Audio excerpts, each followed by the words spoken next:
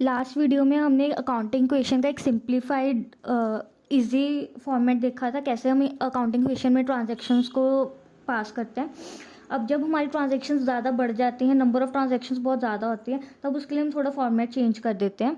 इसमें क्या होता है कि रहता है इक्वेशन हमारी वही रहती है, assets is equal to liabilities plus capital. But हर एसेट्स के अंदर उसके अंदर दो और कॉलम्स बनते हैं।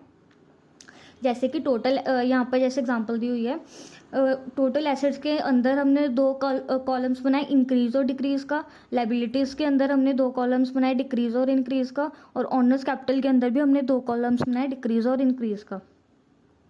ये जो एग्जांपल है, पिछले एग्जांपल की ट्रांजैक्शंस को ही हमने लेकर यहाँ पर डिस्कस किया। और यहाँ पर आप देख सकते हो, यहाँ पे एक डिफरेंस भी आपको दिख रहा होगा। जो एसेट्स में है, इंक्रीज हमने लेफ्ट साइड पर लिखा है और डिक्रीज राइट साइड पर जो लायबिलिटीज़ है उसमें हमने जो डिक्रीज है वो लेफ्ट साइड पे लिखा है और इंक्रीज है राइट साइड पर। ऑनर्स कैपिटल में भी हमने डिक्रीज लेफ्ट साइड पर और इंक्रीज राइट साइड पर लिखा है। इसका मतलब ये होता है, क्योंकि जब भी हम अपनी जर्नल एंट्रीज पोस्ट करते हैं, डबल एंट्री बुक कीपिंग करते हैं, उसमें जब भी हमारी जो चीज़ डेबिट हो रही होती है हम उसको लेफ़्ट साइड पर लिखते हैं, और जो हमारी चीज़ क्रेडिट हो रही होती है हम उसको राइट साइड पे लिखते हैं।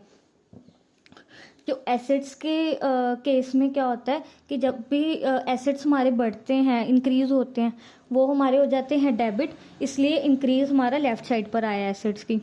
पर जब हमारे एसेट्स कम होते हैं, वो होते हैं क्रेडिट, इसलिए डिक्रीज आया हमारा राइट साइड पे।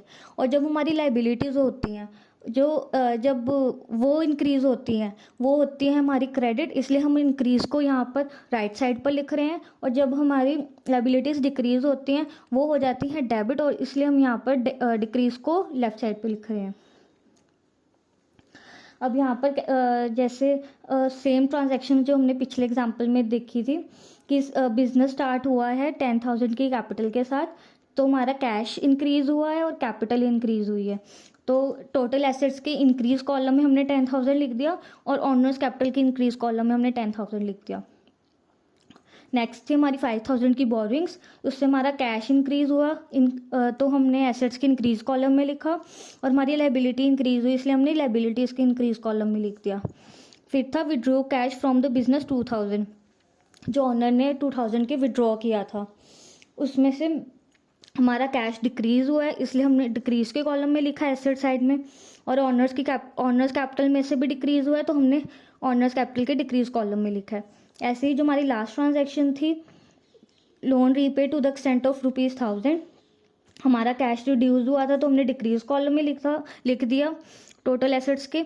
और जो हमारी लायबिलिटीज़ थी वो 1,000 से डिक्रीज़ हुई थी, इसलिए हमने लायबिलिटीज़ की भी डिक्रीज़ कॉलम में ही लिख दिया। तो ये थे हमारे दो तरह की अकाउंटिंग इक्वेशन को प्रेजेंट करने के formats. That's all about the accounting equation formats. Thank you.